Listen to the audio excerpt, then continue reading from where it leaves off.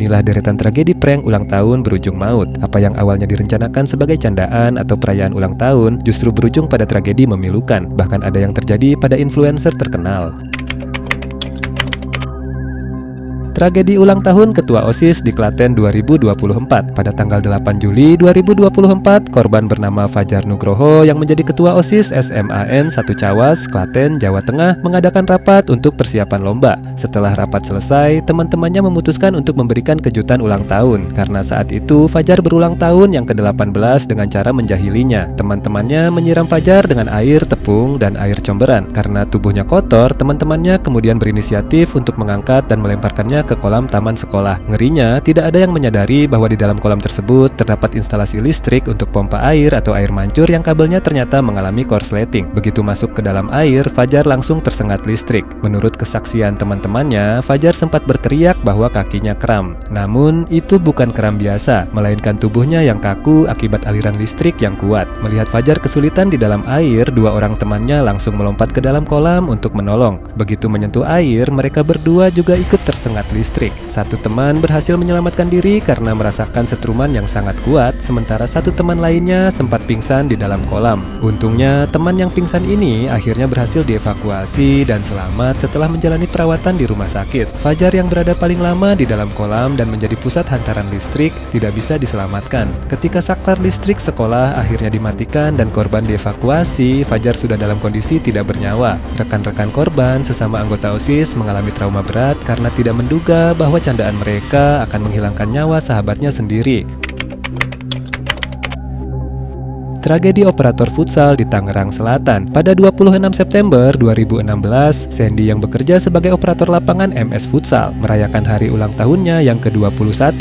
Melihat momen tersebut, rekan-rekan kerjanya sesama karyawan MS Futsal berencana untuk memberikan kejutan sekaligus menjahili korban yang sayangnya berujung tragedi. Memasuki tengah malam, pergantian hari menuju jam ulang tahun Sandy, teman-temannya mulai melancarkan aksinya. Sandy ditangkap oleh rekan-rekan kerjanya. Tubuhnya diikat menggunakan tali pada sebuah tiang lampu penerangan yang berada di area luar lapangan futsal tersebut. Dalam kondisi terikat dan tidak bisa bergerak bebas, Sandy kemudian disiram dengan air berkali-kali oleh teman-temannya sebagai bagian dari candaan. Petaka terjadi sesaat setelah air membasahi tubuh Sandy dan tiang lampu tersebut. Tanpa ada yang menyadari, tiang besi tempat Sandy diikat ternyata mengalirkan arus listrik bertegangan tinggi. Ada kabel instalasi lampu yang terkelupas akibat terkena mesin pemotong rumput. Begitu air disiramkan, arus listrik langsung mengalir deras menyengat tubuh Sandy. Karena posisinya terikat kuat pada tiang, Sandy tidak bisa melompat atau melepaskan diri. Korban langsung kejang-kejang dan terkulai lemas di tiang tersebut. Melihat Sandy tiba-tiba tidak sadarkan diri dan menunjukkan gejala aneh, teman-temannya baru menyadari bahwa ada yang salah.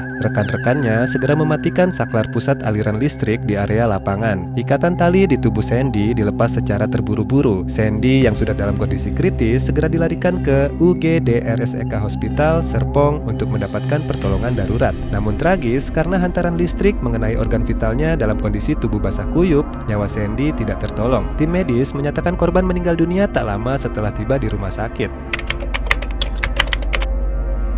Tragedi mahasiswa tenggelam massal di Embung UIN Lampung. Tragedi ini terjadi pada 7 Oktober 2019. Sekelompok mahasiswa sedang berkumpul di sekitar embung kampus. Mereka berniat merayakan hari ulang tahun salah satu teman mereka yang bernama Ajrul Amin. Mereka lalu menjahili Ajrul dengan cara mengambil sepatu Ajrul lalu dilemparkan ke tengah embung kampus. Melihat sepatunya dilempar, Ajrul berinisiatif untuk menceburkan diri ke dalam embung guna mengambil sepatu tersebut. Namun, apa yang terlihat dari permukaan sebagai kolam tenang ternyata sangat menipu. Embung kampus tersebut memiliki kedalaman yang cukup signifikan dengan kondisi dasar yang berlumpur tebal dan air yang sangat dingin. Begitu masuk ke dalam air, Ajrul diduga mengalami kram mendadak atau kesulitan berenang karena terperosok ke dalam lumpur dasar embung. Ia mulai tenggelam dan berteriak meminta tolong. Melihat Ajrul menggap-menggap dan tenggelam, salah seorang rekan kuliahnya bernama Iqbal Umar. Tanpa berpikir panjang, Iqbal langsung melompat ke dalam embung untuk menyelamatkan sahabatnya. Namun, Iqbal yang berniat menolong justru ikut tertarik ke dalam pusaran air bawah dan ikut tenggelam bersama Ajrul. Keduanya pun hilang dari permukaan air di hadapan teman-temannya yang panik di tepi embung. Setelah dilakukan penyisiran selama kurang lebih 1 jam di dasar embung yang berlumpur, kedua korban akhirnya berhasil ditemukan dalam kondisi sudah tidak bernyawa.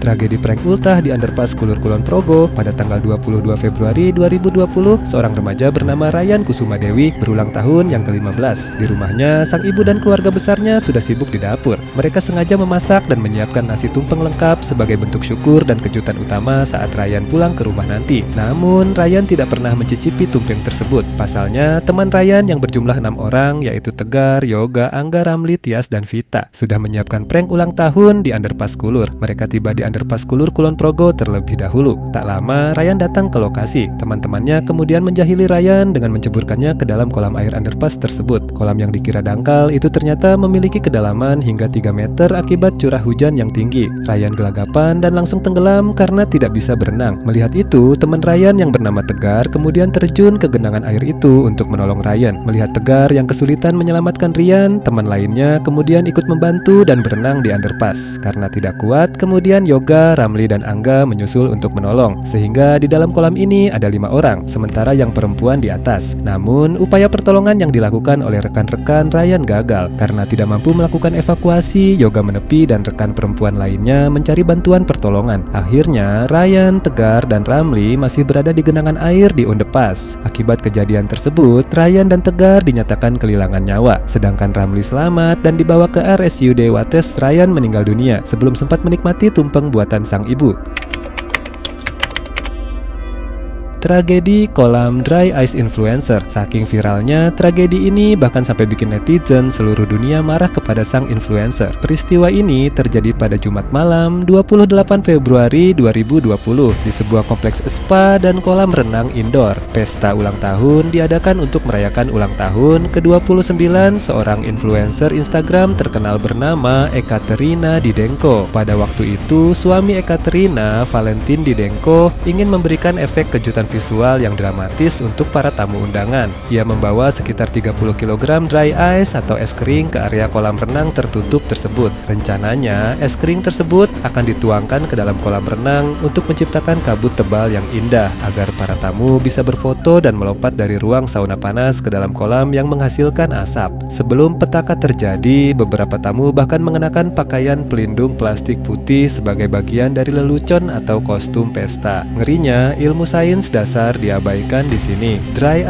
ice adalah karbon dioksida padat yang membeku pada suhu ekstrim. Ketika 30 kg es kering dituangkan sekaligus ke dalam air kolam hangat, terjadi proses sublimasi instan yang masif. Es padat itu langsung berubah menjadi gas karbon dioksida volume sangat besar dalam hitungan detik. Gas CO2 memiliki massa jenis yang lebih berat daripada oksigen. Di dalam ruangan tertutup tanpa ventilasi yang baik, gas CO2 tebal langsung mengendap dan bergulung tepat di atas permukaan air kolam, menggantikan semua oksigen di area tersebut. Tanpa menyadari bahaya mematikan yang tidak terlihat, beberapa tamu langsung melompat ke dalam kolam yang sudah tertutup kabut tebal tersebut. Begitu kepala mereka berada di atas permukaan air yang berlapis kabut, mereka tidak menghirup oksigen sama sekali, melainkan murni gas karbon dioksida beracun. Situasi pertama berubah menjadi kengerian. Korban langsung kehilangan kesadaran hanya dalam beberapa kali hirupan napas karena kekurangan oksigen. Karena pingsan seketika, tubuh mereka langsung tenggelam ke dasar kolam. Beberapa tamu lain yang berada di pinggir kolam sempat mengira kepanikan di dalam kabut itu adalah bagian dari candaan, hingga akhirnya mereka menyadari teman-teman mereka tidak muncul lagi ke permukaan. Tragedi ini merenggut 3 nyawa. 2 orang tamu kehilangan nyawa di tempat kejadian di dasar kolam. Sementara suami Ekaterina, Valentin Didenko, orang yang berinisiatif menumpahkan es kering tersebut, sempat dilarikan ke rumah sakit, namun akhirnya dinyatakan meninggal dunia akibat keracunan gas dan hipoksia berat. Selain korban tewas, beberapa tamu lainnya mengalami luka bakar kimia akibat suhu ekstrem dari es kering dan keracunan gas. Tragedi ini membuat netizen seluruh dunia marah kepada sang influencer. Pasalnya, dia adalah seorang ahli farmasi bersertifikat yang sering mengedukasi jutaan pengikutnya tentang zat kimia dan obat-obatan. Namun, tragedi kimia mematikan ini justru terjadi di pesta ulang tahunnya.